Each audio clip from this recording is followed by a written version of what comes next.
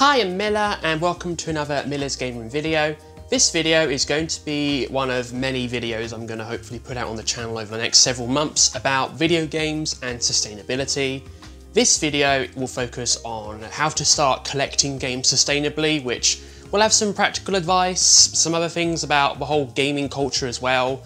I'm going to be expanding on some of the points I discussed in a previous video, which was about why I stopped buying retro games for the most part, as much of this stuff kind of needs its own video to talk about and other things in that one as well. It's not as simple as just buying less games or stuff like that. It needs a lengthy discussion that people need to know about, and also people need to know about a lot of things relating to video games, sustainability, especially in relation to game collecting, because very few people actually talk about it. So with this video, I do want to encourage people to reflect about what they've been led to believe about game collecting, especially if you're in the die-hard gaming circles. Also, I'm not blaming individuals for anything, because so many of the issues outlined with gaming is systemic and individual actions will not be enough, but it does help to start building examples and leading by change. So yeah, there's going to be a lot to talk about today, so let's just get straight into it.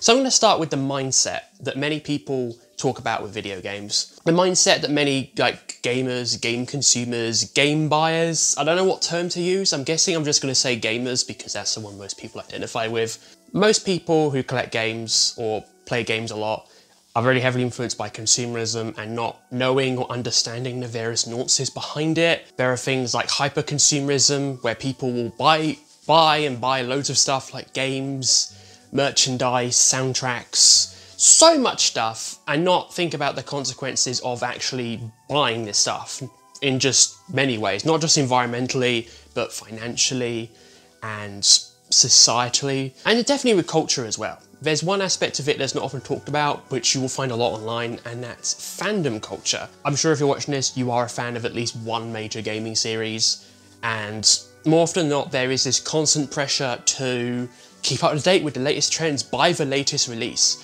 get this new merchandise, talk about this issue, and if you don't buy everything or engage with this matter, you are not a real fan. That is what fandom culture online, in gaming circles and elsewhere, but this video is going to focus on gaming. That's what it embodies. It then ties into collecting culture as well, because so much of it is interlinked with FOMO, limited prints as well, which I'll come back to a bit later on because that's its own fucking can of worms. There's so much coming out that nothing will ever be enough for fans to buy stuff, buy and engage, or to reach this impossibly high standard that a lot of people don't realise. And that's the mindset that many people have internalised, or even if they know it's bollocks, have to constantly mentally fight against. I've had this issue, so I'm telling you some experience as well. I think people need to start realising that if you like games, or if you're a fan of a particular developer or franchise or whatever, you are a fan. Like, you don't have to buy everything, collect the latest new stuff. To be a fan, you're still a fan regardless. By that logic, even if you pirate a game and play through it, you're still a fan, although you really should buy the game and support the developer, especially if they're a small company. But if you're playing the game and you like it, you're still a fan. In video games, we see this mostly with limited print companies when it comes to FOMO and buying everything like pre-order bonuses as well for retail releases. There's so much that companies do to entice people to give them money that feeds into this not only mindset that collectors have, but hyper-consumerism, fandom culture. It's a lot to deal with. There is a video that went up recently which I watched just as I was researching this video to start talking about this stuff, and that's a video by Bryony Claire, who's a Kiwi YouTuber who talks about various social issues, and this one focuses on fandom and consumerism in general. It put into words a lot of what I was thinking, so I recommend to watch that as well. I'll leave a link in the description below. This is an uncomfortable conversation that we as enthusiasts of games, media, living in society, especially young people, and even older people who are still absorbed by it, we need to have this conversation. So next step I'm going to start talking about is about disconnecting from consumerism and this harmful mindset that's just bad for the planet, bad for your money, bad for, well, everything really. First stuff is obviously like educating yourselves on the various systemic issues that build up gaming culture, which I've touched on a bit already and we'll touch on a bit more later. Unlearning the belief that physical items and playing the latest stuff proves you're a massive fan. Focusing on experiences over physical games. and items, even though you can still collect both in a more sustainable equilibrium. Unlearning the idea that buying items and premium stuff means you are the true fan, the ultimate fan, a valid fan, because, as again, that's bollocks. Capitalism and other systemic stuff also plays a role as well. Additionally, people need to unlearn the idea that buying items and collector's editions and everything they want day one financially supports the developers, because this isn't always the case. The big one, of course, for this, where it is the case, is small indie developers helping to introduce genres to the West, like visual novels, especially otome games. That's one that if it wasn't for fans supporting those, you wouldn't be getting many of them now. So there are obviously exceptions to this, and even licensed anime titles. Putting aside the fact that many of these small niche developers still won't take the chance of localising their games, Ruby Party, most developers that are massive, you don't need to support them, because 9 times out of 10, the developers that are on the ground are not getting money from this stuff. They're just not. They're getting poverty money, horrible working conditions, at constant risk of being made redundant or laid off, which has happened so much over the past several months in the Western games industry, especially. Editing Milla chiming in to add that while editing, I realised I originally filmed this video literally 5 days before Microsoft's latest round of layoffs in May 2024, which included Hi-Fi Rush developer Tango Gameworks, which in a really spooky coincidence has brought more attention in the mainstream to what I'm talking about here before this video came out. And these big corporations, they'll give the money for themselves and their mates, and many of them are abusers, so it doesn't help the ordinary staff on the ground. So that argument, even though we're told that by systemic pressures, and including capitalism and these direct executives directly, it's bollocks. Part of it also comes down to building community, because one reason why people get absorbed in fandom cultures, and this is something that as a fan of niche games like visual novels I've noticed, is people have to go online to build these connections, because alongside things like certain games and fan bases being so niche, we don't have the means to actually connect offline as much as we used to. Gaming has largely moved online because of things like local multiplayer, Steam and all those services. Local multiplayer has largely been phased out of a lot of new releases, which is really shit, but it shouldn't be the case. So people have to isolate themselves to play video games online with people, and part of this also ties into the declining community outside of video games. So things like no third spaces. You have to often pay to access spaces so you can meet people, like social events. And even in gaming, we do have conventions, especially in America. Like, I know a lot of my audience who watch my videos on this channel, or if you're watching this now, you're probably American. You will know that there just isn't the spaces to interact in unless you pay for it. Obviously, this is not universal. In Europe, for example, we have a lot of third spaces, especially on the continent. We do have these spaces for games and non-gaming stuff, and this is one way you can disconnect from consumerism and start thinking about gaming more sustainably, is to start building offline connections that relate to video games, like go to local events, start one.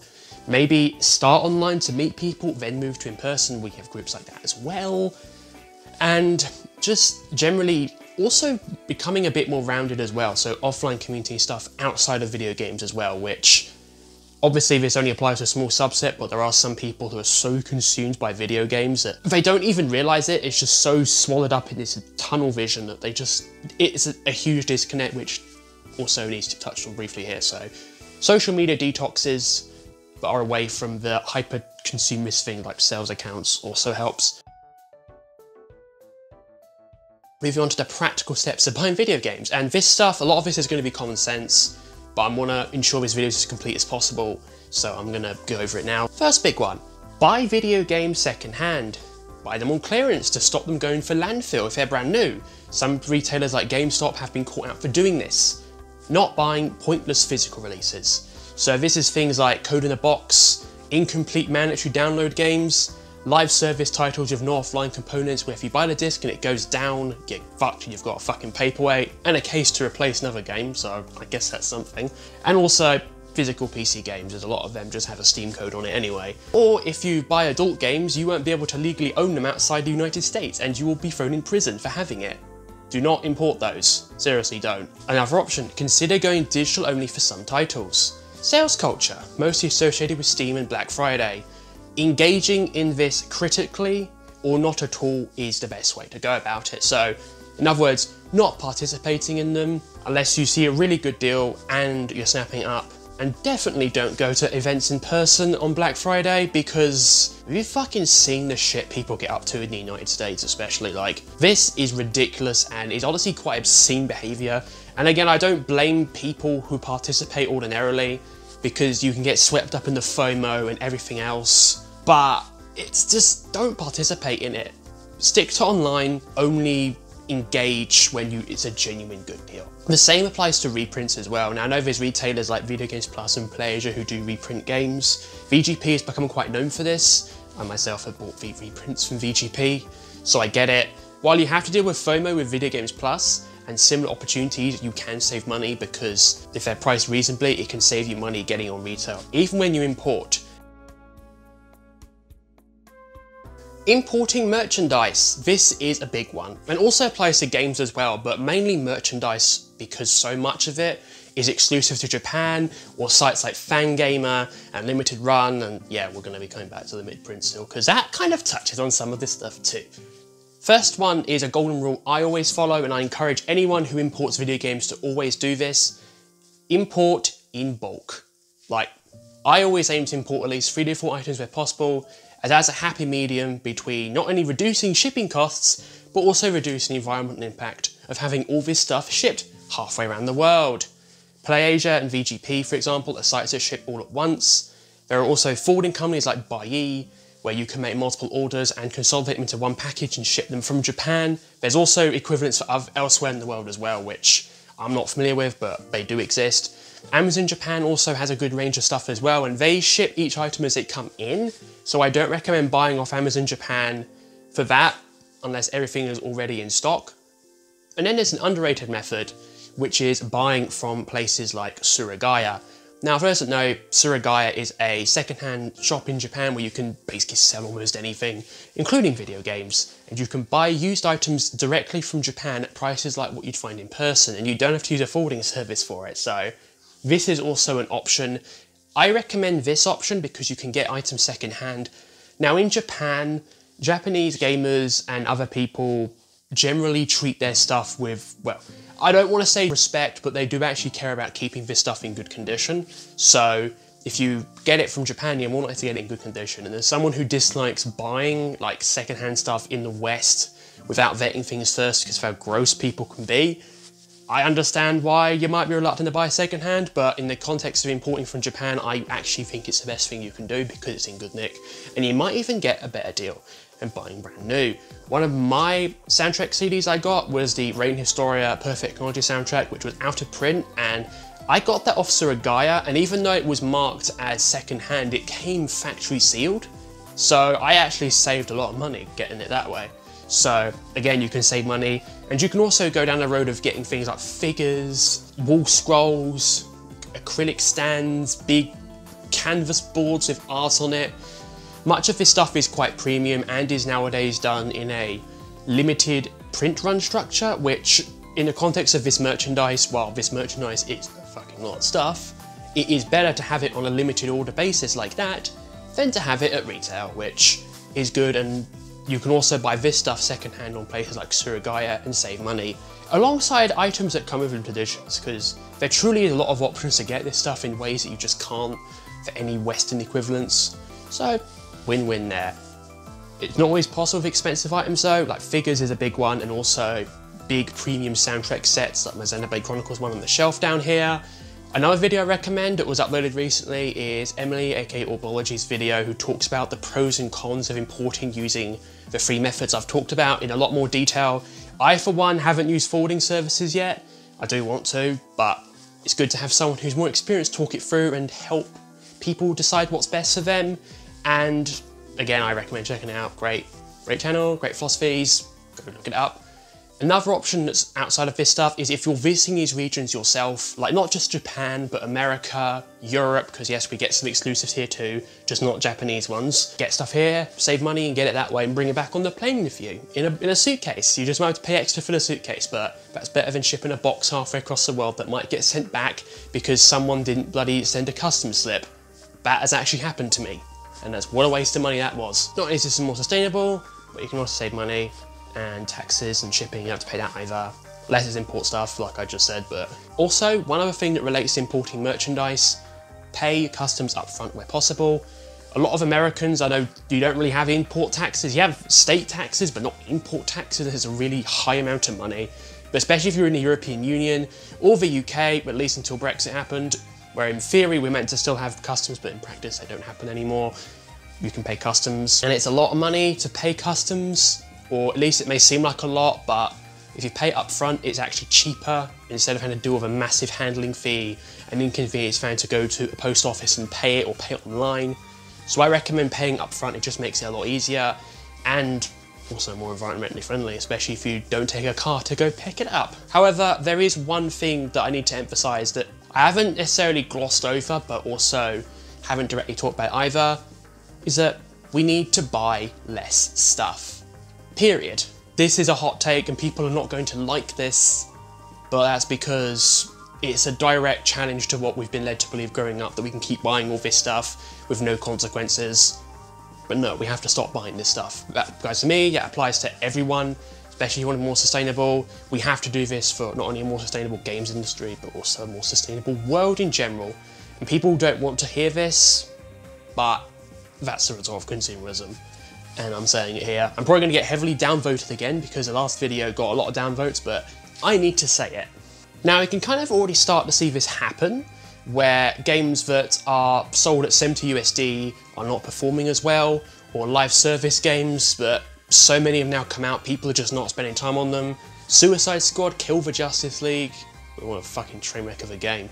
That came out a couple of months before I started planning this video, and it's now flopping and is likely going to be dead within the next several months because people just don't want to play this live service slop. So people are already starting to do this, but they don't quite make the connection between that and sustainability. They make it for bad business practices, which is good, and oversaturation, also good, and to a lesser extent, pointless physical releases and eco-waste, which is also good, but not to the whole overarching, like, capitalism and fandom and hyper-consumerist cultures, which can just as arguably more toxic, if not more so, because it enables everything else I've just mentioned.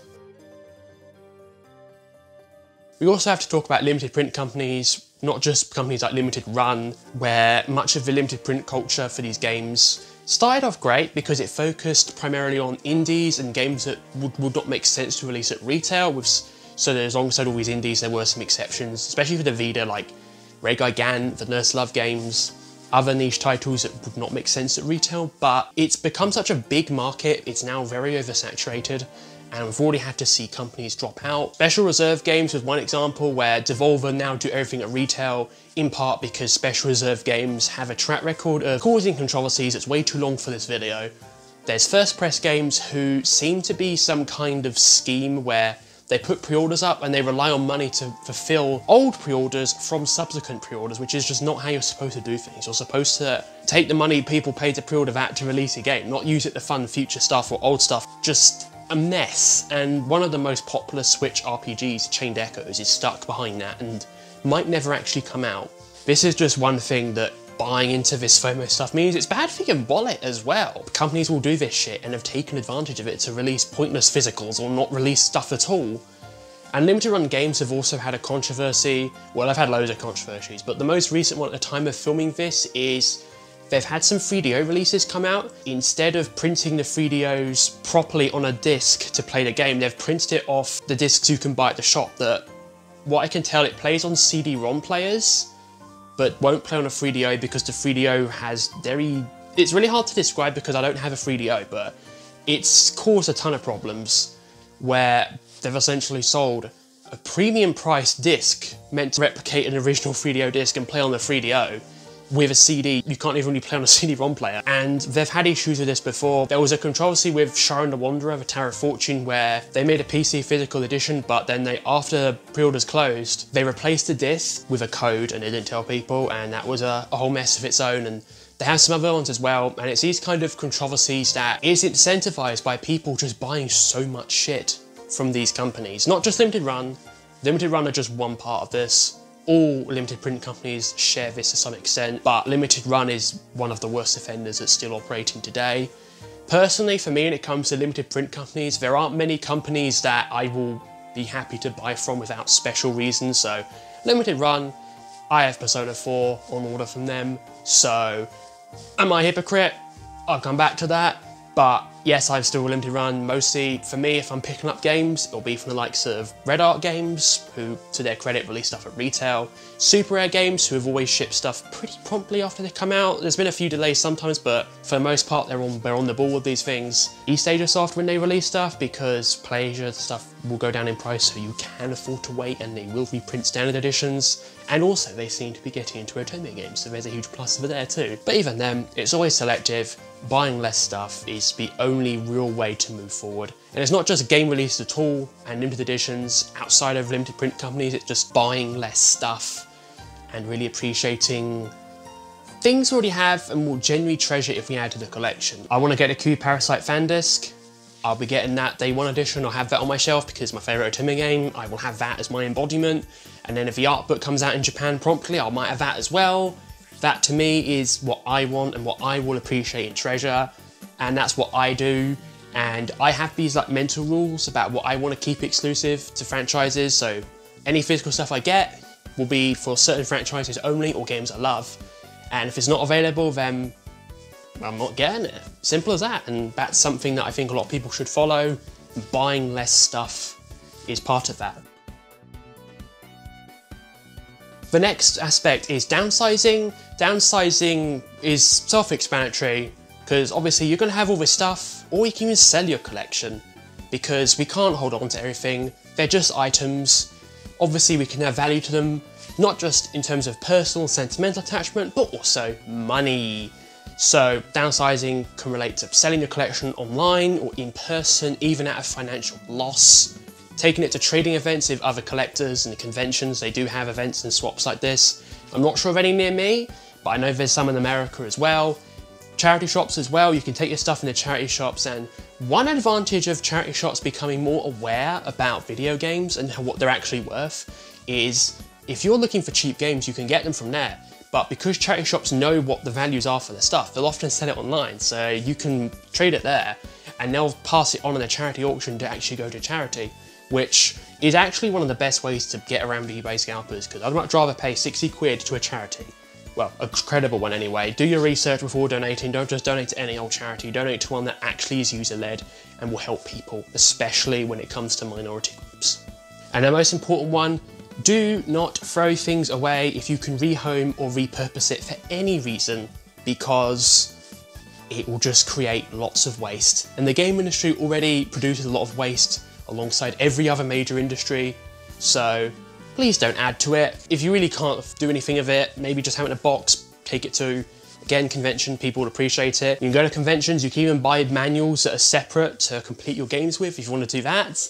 You can basically repurpose anything and keep hold of it and retain this item's worth by not chucking it unless it literally can't be usable, like it gets really fucking soggy and you can't clean it.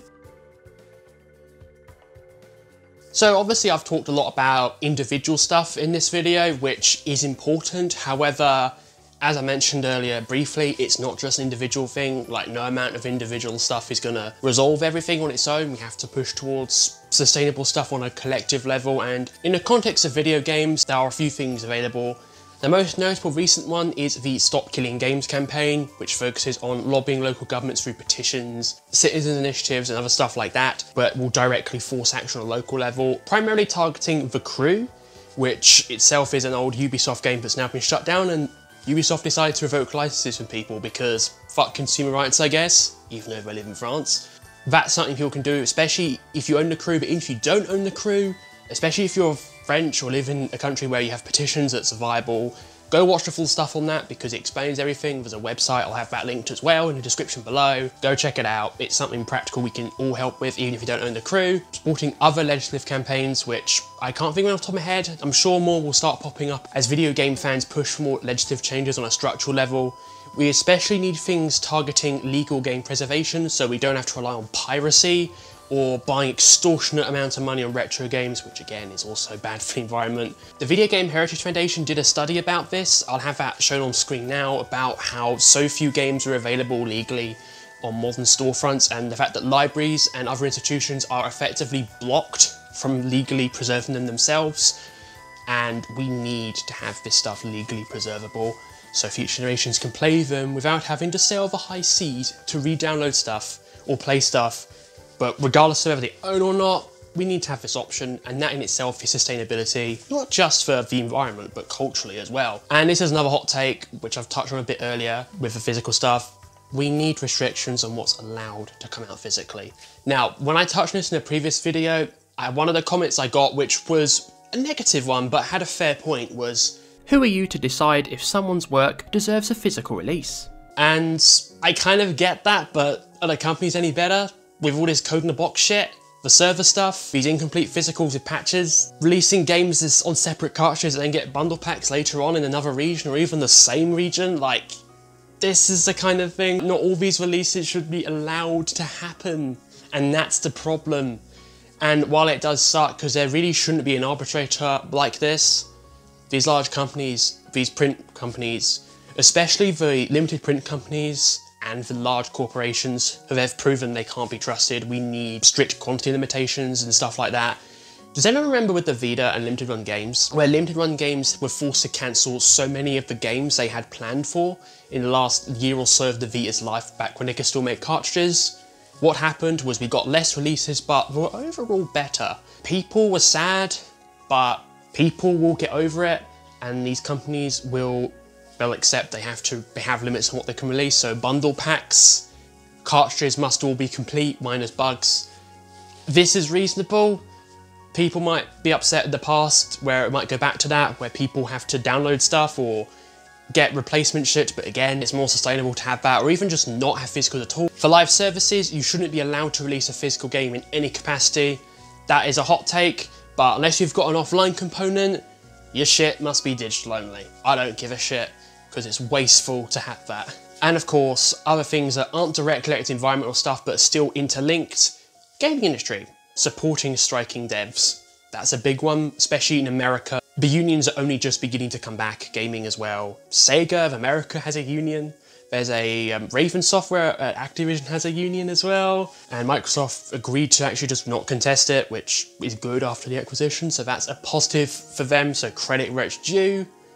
And in the UK, well, our unions are fucking shit, but support people who go on strike everywhere in the world. When it comes to money, support indie devs, support really niche titles that you really want to play and enjoy and treasure yourself. Simple as that. The final thing I need to address before moving to the outro bit, I also need to touch on the fact that this is not exclusive to video games. The reason why a lot of people are led into fandoms and they have to cope with the despair and stress that comes with living in a hellscape. Like, one reason why cozy games have risen in popularity for the last few years, especially among younger people, is because we can't bloody get a place to live. We can't get our own homes. So one reason why cozy games are so appealing is so we can actually be in these homes and relive our fantasies of having a home in this game. That's just one example. Fandoms in general have the same thing, and people have this sense of disconnect and isolation that they're so drawn to this stuff and into fandoms, and subsequently more likely to fall for buying everything that they get and not thinking about the consequences because it's painful and relates too much to real world stuff. But it's all interconnected and you can't escape this even if you want to, especially in relation to the climate crisis and cost of living, demographic shifts. This is one reason why younger people are not having kids even when they want to, because they can't afford them. And all this other stuff, which I try not to get political on Milla's Game Room outside of stuff that's directly relevant, and this is directly relevant because there's no way to talk about this honestly without touching on this stuff. So getting involved in campaigns outside of gaming that can address these root causes so people can actually reconnect with each other, reconnect with the planet, reconnect with experiences, and not fall for consumerism or further contribute to waste is also needed, and that is the tea. Well, not just the tea, but that is literally part of the solution, and nothing else at this point is going to be enough. Even if you just focus on gaming, it's got to have that as well. The final thing I want to say is that becoming more sustainable with gaming is a process. It's something that can't be done overnight, because taking the time to unlearn a lot of these habits and make subtle changes and concrete ones, not just for gaming but non-gaming, it takes time. Building communities for gaming and non-gaming takes time, especially if you're into niche fan bases and you don't have the opportunities to meet up in person as much, because again, your stuff's really niche.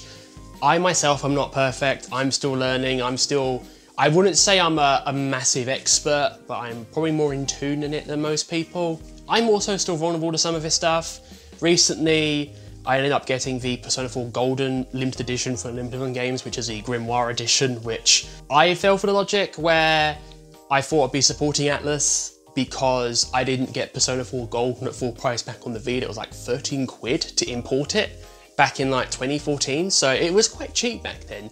And to think how expensive it is now. And I felt that, oh, I'm to support Atlas, but now I've took the time to understand and educate myself on this stuff in recent months. Like, I'm seeing that I fell for this harmful rhetoric that I didn't even realise. Especially Atlas don't need support, because I mean, if they really wanted to have their game out there, they'd release Persona 4 Golden and Persona 3 Portable at retail themselves, but they didn't. And although rumours did exist that Sega had it planned but scrapped a bundle pack of both games because the collector's edition for P5R bombed, which it's Atlas Store exclusive, of course that shit's gonna fucking bomb. I'm not perfect. It's a lot to unlearn, it takes time. It's okay to be imperfect, it's okay to still slip into this logic sometimes, as long as you keep trying to unlearn it and keep going. That's my advice to people watching this as well. Don't expect perfection overnight. Striving for perfection is unrealistic, but trying to be closer to it is the ideal goal. And it's better to have people actually trying to build a more sustainable life, not just for themselves, not just for video games, as long as they're trying. And that's the key. That is what being more sustainable with game collecting is about, is building this happy medium that not only makes you happy, but is also helping to provide some good to the world. This may include still sticking to physical games and not only buying games that are complete on cart. There are collectors that do that. Alternatively, it may include going fully digital and never buying a physical game again. There are also people who do that. Alternatively, you have people that will go a mixture of physical and digital depending on the platform, accessibility, how much it costs, and all these other factors on a case-by-case basis. Some people will import lots of merchandise still in bulk. Some people may not import merchandise at all anymore. There is no right or wrong way to engage with gaming or any other hobby sustainably, so long as you're trying. And it's okay to slip up, it's okay to struggle, but it's important to keep going. And that's really the best way to go about it. And that's what I really wanted to emphasize today. There's a lot to go into it, and it's not just advice, but advice helps, but understanding issues on a deep level, it's the key. And I hope this has made sense for everyone. Anyway, I'm gonna stop the video there because I've gone on for a while now and I believe my point has been made. So what are your thoughts on everything I've been saying? Have you got any other advice? Please share your thoughts in the comment section below. If you have bad faith comments, I hope you enjoy being filtered out and possibly banned, because my last video, I had to deal with a lot of that and I will be strict again. But I will keep making content like this, so I win regardless, and so will the environment for video games. Please check out all the videos and links I've got in the description. Please check out some other videos as well. Like, comment, subscribe, and share this video around if you liked it. Alternatively, if you want to and can afford to do so, please consider supporting the channel financially. Thank you so much. Have a lovely day. Bye bye.